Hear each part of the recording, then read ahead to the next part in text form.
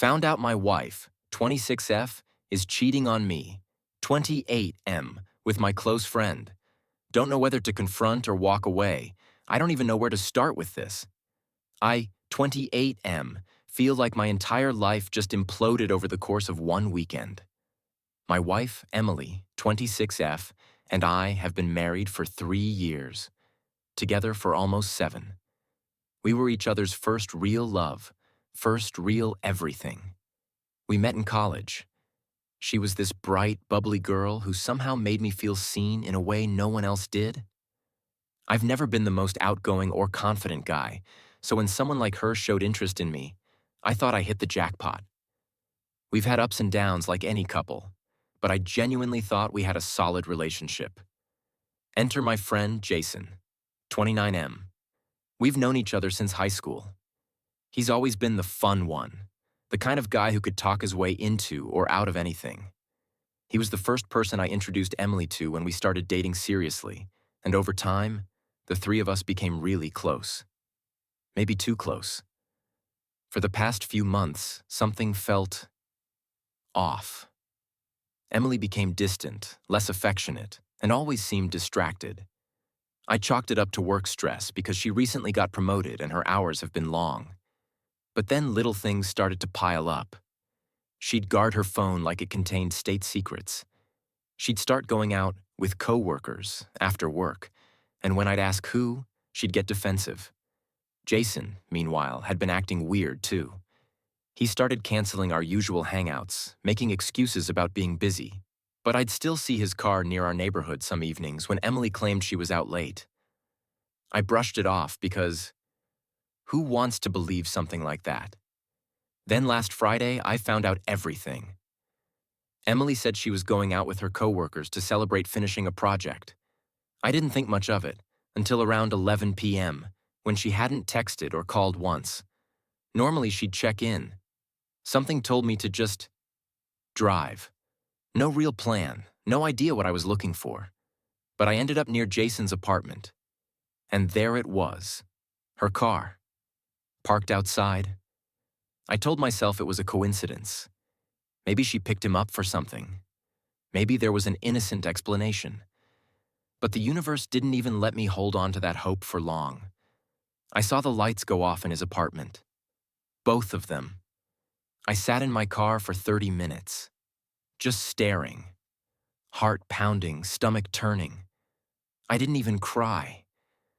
I just felt numb, like my brain couldn't process what I was seeing. I drove home, didn't say a word. When she came in around 1 a.m., she smelled like his cologne. I know because Jason's been wearing the same scent since we were 18. She noticed I was awake and acted startled, like she wasn't expecting me to be up. I asked her how her night was. She froze, hesitated, then smiled and said, "It was good." I wanted to scream. I wanted to grab my keys and leave. But instead, I just said, "Glad you had fun," and went to bed. The next day, I couldn't function. Every time I looked at her, all I could see was betrayal. I checked her phone when she showered. I know that's a violation of privacy, but at that point, what privacy was there left? There were dozens of messages, some deleted, some not, flirty ones, explicit ones, and one that said, "Last night was amazing. I can't stop thinking about it. He doesn't suspect a thing." That was the final nail in the coffin. I took screenshots, backed up everything, and sat there staring at them until I couldn't feel my hands anymore. Now I'm sitting here, 3 days later, and I haven't confronted either of them yet. She's been acting like nothing's wrong, kissing me goodbye before work, making dinner like she always does. Meanwhile, I'm drowning in anger, confusion, and heartbreak. I keep thinking, do I confront her? Do I blow it all up? Or do I just quietly pack my things and leave? A part of me wants to see the look on her face when she realizes I know. I want her to feel even a fraction of the pain I'm feeling right now. But another part of me just doesn't have the strength. I gave her everything, my trust, my love, my loyalty.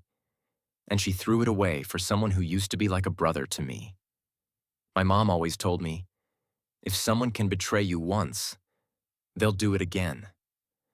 But walking away from a marriage, from her, feels like cutting out a part of myself. I've been sleeping on the couch. She asked me this morning if something was wrong. I told her I wasn't feeling well. She kissed my forehead and said, "Get some rest, babe." And I just broke. I don't even know who she is anymore. I confronted her tonight. I told her I knew. I showed her the messages. She went pale, then started crying and saying it just happened, that she didn't mean for it to.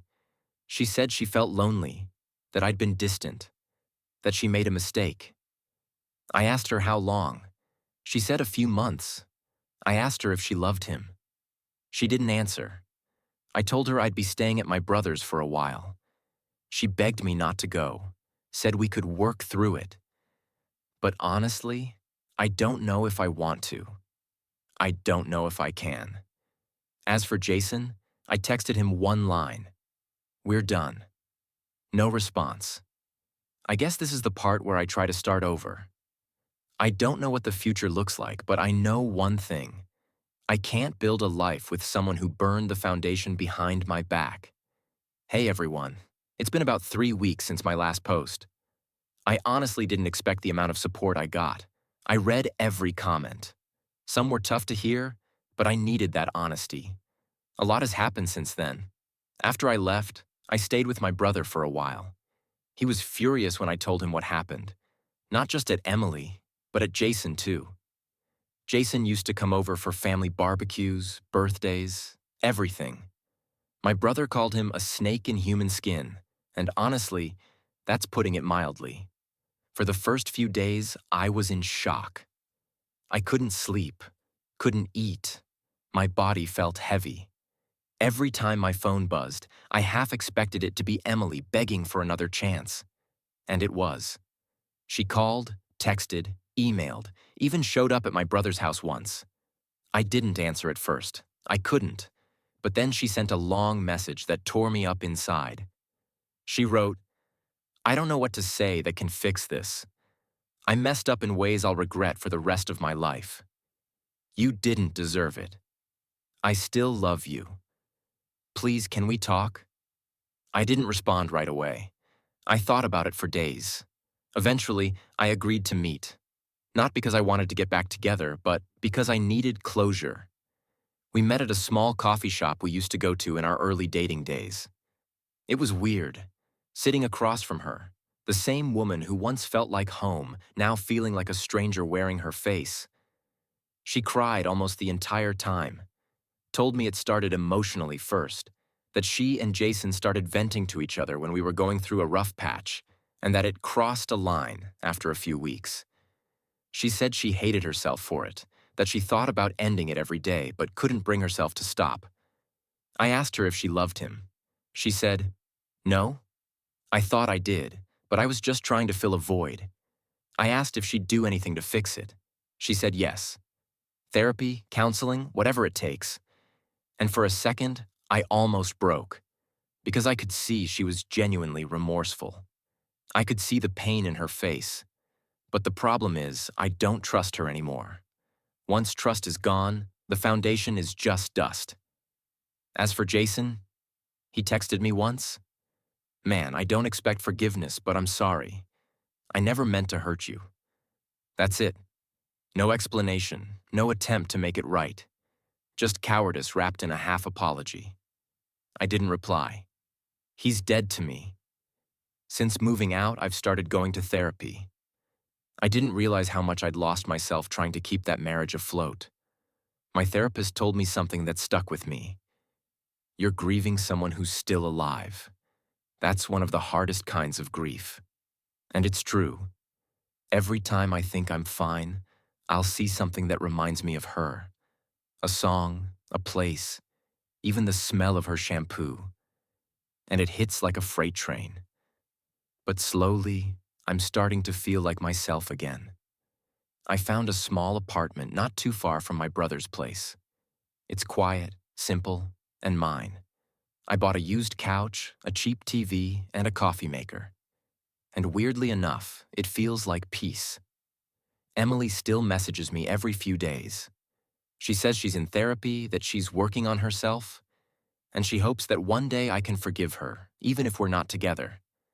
Maybe someday I will forgive her. But I'm not there yet. Right now, I'm focusing on rebuilding myself. The version of me that existed before betrayal turned my world upside down. TLDR, update. I met with my wife for closure. She admitted the affair started emotionally and turned physical.